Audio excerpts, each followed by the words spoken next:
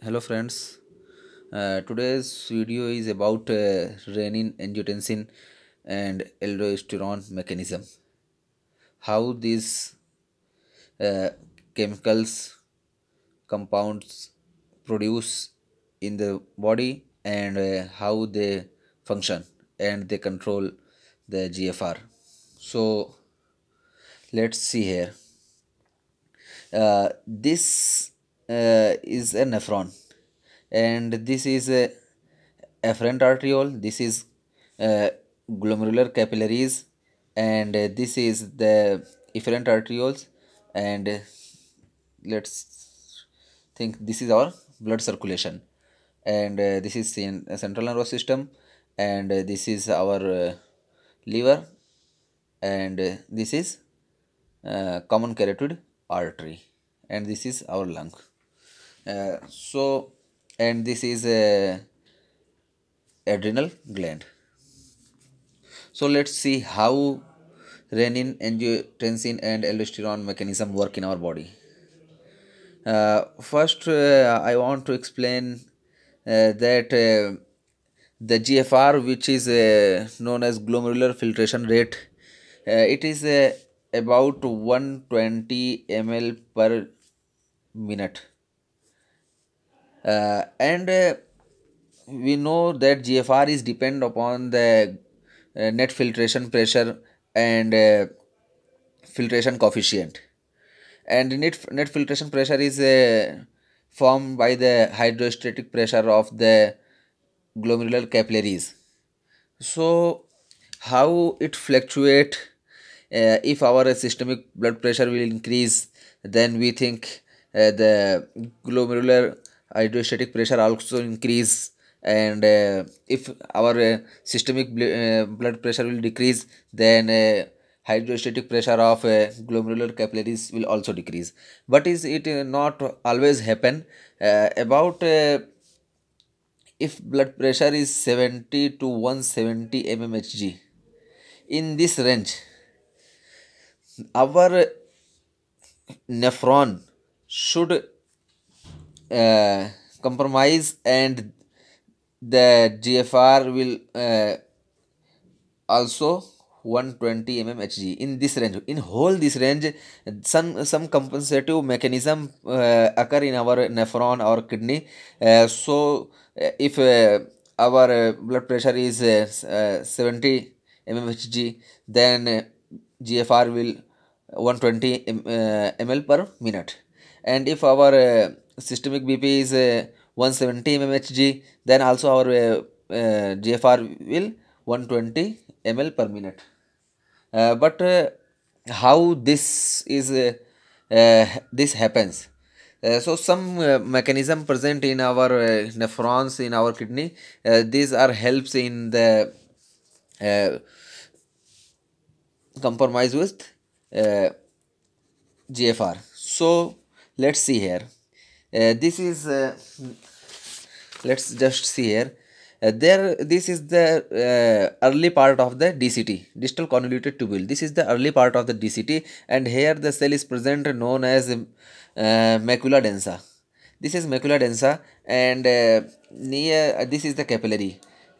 Near the capillary, these cells are present, uh,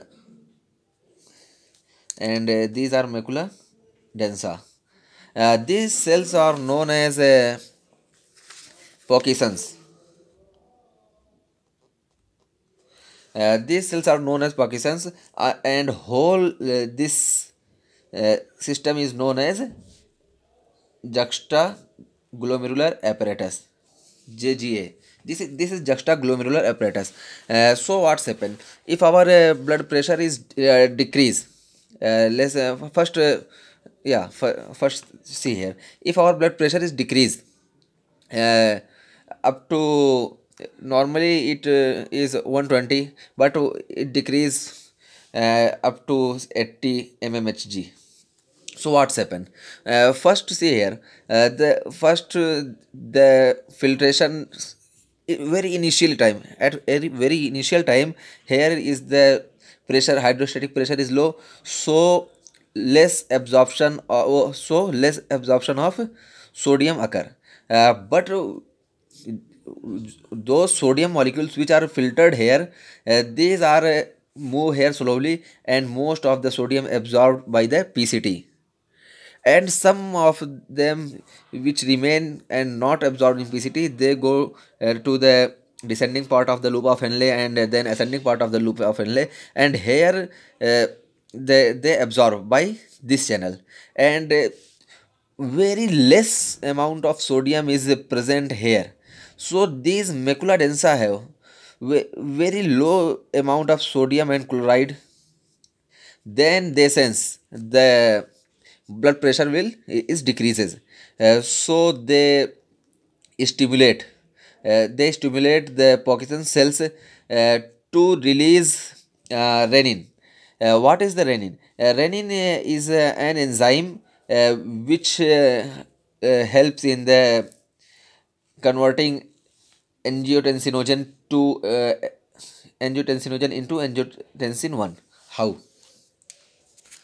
See here, when here less amount of sodium reach, then this cell active and stimulate the whole juxtaglomerular apparatus to secrete renin. So when renin is secreted, then this renin go to the systemic circulation, and in our systemic circulation one enzyme is present, angiotensinogen 2.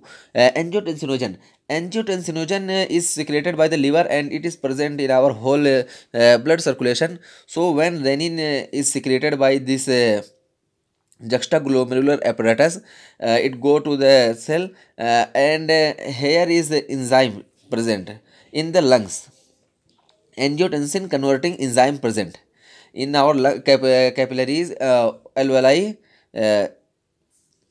Angiotensin converting enzyme is present, which convert angiotensin. First, angiotensinogen convert into angiotensin 1 by the help of renin. This renin act on the angiotensinogen, and let's see here, angiotensinogen convert into the angiotensin by the help of renin. The function of renin is it convert angiotensinogen, which is secreted by the liver, into the angiotensin 1, and then angiotensin 1 convert into the angiotensin 2 in the lungs. So this convert into angiotensin 2, and then angiotensin comes in afferent arterioles, and then glomerular capillaries, and then efferent arterioles. When it go to the efferent arteriole, then it is vasodilator, and it's more receptor present in the efferent arteriole, vasoconstrictor. So when it go and reach the efferent arterioles, vasoconstriction occur. So when vasoconstriction occur, then hydrostatic pressure in the glomerular capillary increase, and further GFR will increase. So it will become 120 now. So this is the compensative mechanism in when our systemic blood pressure is low. And what's happen, another thing, uh, and after the contraction of efferent arterioles, angiotensin 2 also act on the venous side. So veins will uh, constrict. So when vein will constrict, then the more blood will go to the our heart, right atrium. So when more blood go to the right atrium, then more cardiac output will be more. When cardiac output will more, then blood pressure will also increase. And aldosterone also act on the venous side, arterial side, and uh, it also constrict. So when the diastolic condition occur, then the reverse blood flow or BP will not decrease in the dystolic phase. So in a systolic phase, the more cardiac output occur, so more cardiac output occur there, so it lead to the BP increase. And in diastolic phase, cardiac arteries are constrict, so blood will remain more. And in the diastolic phase, cardiac systemic blood pressure will be not decrease. So it is the one mechanism of the angiotensin in low blood pressure. And what is another mechanism? See here, this is carotid sinus. And carotid sinus is sensitive to the our blood pressure. When our blood pressure will decrease, then then this carotid sinus sense and secrete stimulus to the respiratory center by the help of glossopharyngeal nerve, ninth cranial nerve, glossopharyngeal nerve. And from here, motor nerve carry the stimuli, and it come to the uh, it come to the our muscles, uh, and mainly it come to the juxtaglomerular apparatus. So juxtaglomerular apparatus secrete more and more renin. So the more constriction of the efferent arteriole occur. And this is the juxtaglomerular apparatus. And what is the angiotensin 2 receptor? Uh, and on adrenal gland, yeah, angiotensin 2 also go to the adrenal gland. Here, see here, adrenal gland go to angiotensin from blood circulation go to the adrenal gland, and here the zona glomerulosa present. Zona glomerulosa is responsible for the secretion of aldosterone. So by the help of angiotensin 2, this zona glomerulosa secrete more and more aldosterone. So this aldosterone will go to the principal cell. Principal cell present in the late DCT or early collecting duct. So see here, uh, principal cell is present.